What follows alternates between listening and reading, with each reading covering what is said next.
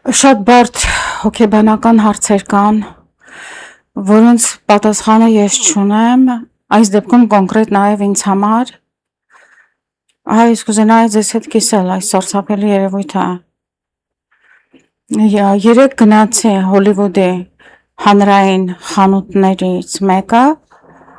գնելու վարագույրս մաշվել է դրսի կողմի։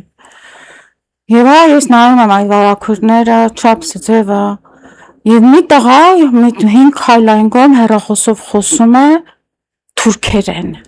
Երբեք ես դա չեմ լսել Միացյալ Նահանգներում։ Ուրեմն բարձր խոսում է թուրքերեն, եւ աշխարհը իմ գլխին շուռ է գալիս։ Դողում եմ ամբողջ մարմնով։ Զգում եմ միայն խորշանք, զզվանք եւ ատելություն։ Նայում այդ տղային, նորմալ մարդ է, գեղեցիկ անգամ, ոչ մոնղոլի է նման, ոչ թուրքի է նման, բայց խոսում է թուրքերեն։ Ներողություն։